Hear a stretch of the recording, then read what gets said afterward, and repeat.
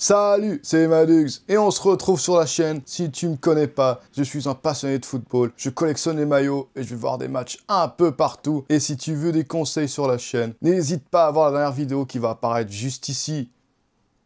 Je peux te donner des conseils, je possède une collection de plus de 200 maillots, des erreurs j'en ai faites, mais là aujourd'hui je suis là pour t'aider et te donner des astuces pour repérer les fakes sur Vinted, et ça en 3 étapes. On va commencer par la première étape, et c'est simplement de profiter des photos de l'annonce sur Vinted pour voir les premiers détails du maillot qui ressortent les plus facilement, à savoir les logos et les couleurs, ainsi que les coutures, mais ça on reviendra après. Et donc pour tout ce qui est logo de la marque ou de l'équipe, le premier truc que je peux vous donner à faire, c'est d'aller regarder sur les sites références comme Classic Football Shirt ou Vintage Football Area. Tu retrouves le même maillot que tu as et tu compares les logos. Si les logos sont les mêmes ou que tu ne vois pas de différence, c'est un bon signe. Aussi, tu vois des différences, par exemple sur un Adidas, où les bandes sont légèrement éloignées, il faut fuir. Ou si l'écriture Adidas a des irrégularités, là aussi il faut partir. Ou si le milieu du swoosh est trop large par rapport au reste du logo et qui présente des irrégularités, là aussi il faut partir. Ensuite, sur le logo du club, il faut regarder si les cuissons ils bavent pas trop. Là, sur le maillot du PSG,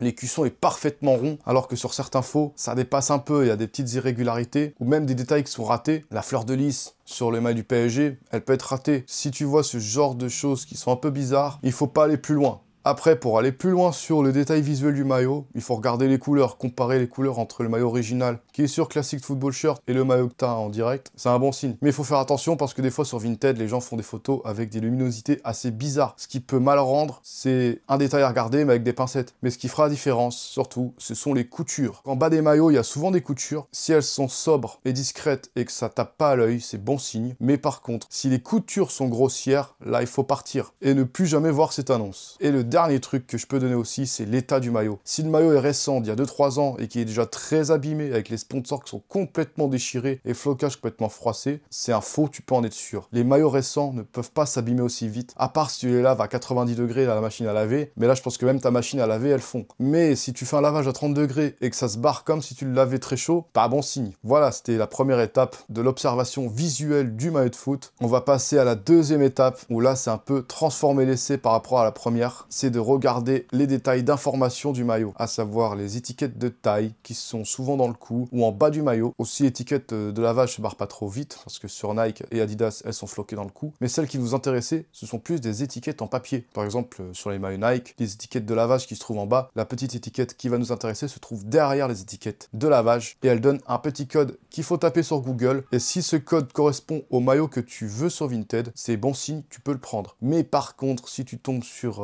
un code mais qui te donne un maillot différent que celui que tu as sur Vinted, il faut partir parce que ce maillot est un fake. Parce que les vendeurs de fake ou les fabricants de fake, ils utilisent souvent les mêmes codes. Si tu veux un maillot du PSG 2024 et que tu tapes le code et que tu tombes sur un maillot de l'équipe de France 2021 de l'Euro, il faut partir. Ce n'est pas bon pour toi. Et ça ne trompe très rarement. Mais il y a un cas qui commence à arriver, mais qui est encore assez rare, c'est quand tu tombes sur un maillot fake avec la bonne étiquette. Mais comment est-ce possible? En fait, les fabricants de maillots dans les usines, on leur donne une liste de maillots à fabriquer, par exemple une commande de 250 maillots, où ça va de 1 à 250, mais en fait, c'est quand ils en fabriquent au-delà de la commande. Ils fabriquent des maillots qui sont pas répertoriés dans les listes, par exemple des maillots 251, 252, qui ont tout à fait les mêmes caractéristiques que les vrais maillots, mais sauf que le problème, c'est que des maillots qui n'ont pas été demandés par la marque. Donc ce sont des vrais faux maillots. Des maillots bien vrais, mais qui n'ont pas été commandés par la marque. Difficile de savoir si ce maillot est un fake ou non. Mais c'est un cas qui est déjà arrivé, mais pas en France. Mais ça risque d'arriver dans les prochaines années. Je vous mets en garde sur ça. L'étape numéro 2 validera quand même à 99,9% l'authenticité du maillot. Mais il faut que tout soit combiné avec la première étape. Avec la qualité graphique du maillot, la qualité des logos, la qualité des coutures, et aussi la qualité des étiquettes. Tu peux avoir le bon code si le faussaire a de la chance ou qu'il a fait le maillot sur le tard, mais si l'étiquette est mal coupée ou que les codes sont mal imprimés, là aussi c'est un signal qui trompe pas. Et ensuite, l'étape 3, si tu as le temps de valider les étapes 1 et 2 parce que l'annonce ça fait quelques temps qu'elle y est et qu'elle ne pose pas de problème, très bien, c'est parfait, mais sauf que des fois on tombe sur des cas où l'annonce vient d'être publiée dans les 5-10 premières minutes, là tu te dis il faut que je fasse vite parce que j'ai pas envie qu'on me prenne le maillot sous le nez, et c'est tout à fait normal et on est tous été comme ça. Mais sauf qu'on oublie souvent de valider les étapes 1 et 2. On regarde vite fait, on se dit, bon, il a l'air correct, on le prend, histoire de sécuriser le maillot. Mais sauf que malheureusement, c'est là que le bas blesse. C'est là qu'on tombe sur des fakes parce qu'on n'a pas vu le code, qui est probablement pas bon, parce que le maillot est à un prix trop attractif par rapport au marché. Un maillot de cette saison à 20 € avec flocage, patch, là ça trompe pas, c'est bizarre. Ou c'est tout simplement trop beau pour être vrai. Ou en fait tout ce qui te pousse à l'acheter rapidement en te faisant oublier les étapes 1 et 2, c'est sur ça que jouent les vendeurs pour te vendre des faux maillots à ton insu, en profitant un peu de la pression et du stress pour te faire acheter un maillot que tu ne veux pas en fait. Et aussi un truc à vérifier évidemment, c'est l'état du maillot. Et sur un cas qui peut arriver sur les vrais maillots, qui est vrai, authentique, tu as tout vérifié, qui est parfait, qui ne pose pas de problème, mais sauf que le vendeur a oublié de te préciser que le maillot est un maillot enfant. Il te dit que c'est un L ou un XL, il faut bien vérifier les étiquettes ou de comparer les informations avec ce qu'il y a sur internet. Et le conseil que j'ai à te donner juste avant, c'est que si tu vois un maillot trop beau pour être vrai et que tu l'as raté, et bah c'est pas grave, parce qu'il y a pire. Un maillot de foot, c'est qu'un objet, même si c'est des choses que j'adore, il faut relativiser, il y a vraiment plus important dans la vie, et dans le pire des cas, ce maillot, tu le retrouveras plus tard. Et le dernier truc, c'est de se fier à son intuition, de profiter des erreurs de parcours que tu as pu commettre pour faire l'ultime vérification. Et il y a un truc qui ne fait pas de doute, c'est que si tu as un doute sur le maillot, il y a un truc qui te dérange, c'est que s'il y a un doute, il n'y a plus de doute. Tu peux partir, tu laisses le maillot là où il est, et tu vas voir ailleurs. Parce que ça ne trompe jamais. Mais pour ça demande d'avoir fait des erreurs. Et c'est là où je vais en venir avec la dernière étape, l'étape supplémentaire. Les erreurs d'achat dans les collections, ça arrive à tous les collectionneurs, que c'est pas non plus un échec absolu d'avoir acheté un maillot trop vite parce que tu pensais faire une bonne affaire. Mais c'est là pour apprendre les erreurs dans les collections, les erreurs d'achat. Je peux vous montrer un exemple. J'avais acheté à l'époque ce maillot du FC Barcelone, qui est version joueur, saison 2016-2017, floqué de Samuel Umtiti, que j'ai très peu mis parce que le maillot s'abîmait très vite. Regardez les flocages quand il s'abîmait très vite. Et là, c'est un peu plus difficile, parce que sur les maillots player, et regardez-moi ça, ces coutures, elles sont vraiment terribles. Et le textile est très faible. Ça, je l'avais payé une quinzaine d'euros, en pensant avoir fait une bonne affaire, mais malheureusement, ça a raté. Mais la bonne nouvelle, c'est que ça m'a permis de m'aider à mieux chercher les maillots, à mieux regarder. Mais quand la bonne affaire est arrivée, ça a été ma récompense de cette erreur passée avec ce maillot du PSG saison 2012-2013 Stock Pro, avec l'étiquette thermocollée, que j'ai payé seulement 15 €, un maillot d'Ezequiel Lavezzi, de la saison du premier titre du PSG sous l'ère QSI. Un petit maillot très sympa, que j'ai payé à un prix très abordable. Et aussi mettre en garde sur le dernier problème qui peut subsister avec les faux maillots. C'est les vrais maillots avec des flocages qui sont pas d'origine. Alors là, j'ai ce maillot de l'Inter Milan. Oui, j'aime bien cette équipe, mais on préfère évidemment le PSG, surtout avec la superbe victoire qu'on a mis 5-0. Mais là, ce n'est pas la question. Ce maillot est tout à fait authentique, saison 2002-2003. Même vous montrer l'étiquette d'origine. À savoir que ce maillot est assez spécial, c'est un maillot double couche pour les versions joueurs.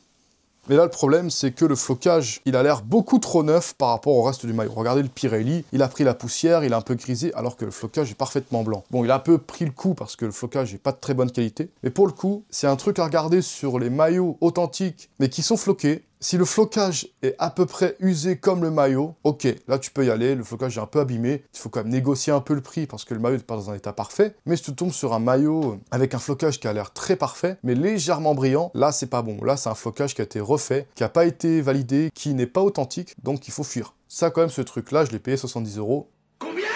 70 €, ça m'a servi de leçon, ça m'a aidé à mieux analyser les maillots, à mieux expertiser, mais on n'est jamais à l'abri de tomber sur une mauvaise affaire. Et ça, même sur les sites comme Classic Football Shirt et Vintage Football Area, il y en a. Vérifiez bien la différence entre l'état du maillot et l'état du flocage. Des fois, ils vous le diront, et des fois, vous ne le diront pas. Et ça, c'est arrivé à la brocante SoFoot. Il y avait des vendeurs qui ont fait des maillots refloqués, c'est pas super. Des fois, c'est bien fait, mais il faut que ce soit dit avant pour qu'on soit conscient de l'achat, ou si c'est pas dit avant, c'est de l'arnaque. Parce que y a tout qui n'a pas été dit, ça veut dire un mensonge par omission. Et c'est tout pour cette vidéo informative sur la recherche de maillots sur Vinted. Si tu veux d'autres vidéos sur la collection de maillots, t'attends la fin, elles y seront dans quelques secondes. Tu peux aussi t'abonner, mettre un like et mettre la cloche pour pas rater les prochaines vidéos. Sur ma chaîne, il y a aussi des vidéos de vlogs mensuels où je vous montre un peu ma vie de collectionneur de maillots avec les entrées-sorties de ma collection, les vlogs de match, un peu tout ce qui est en rapport avec la vie de collectionneur et aussi des vidéos sur le gros dumping qui vont arriver très prochainement sur la chaîne. Allez, on se dit salut à tous! Si t'es encore là, tu peux regarder mes autres vidéos. Soit des vidéos sur les maillots, soit sur le gras dumping. C'est comme tu veux.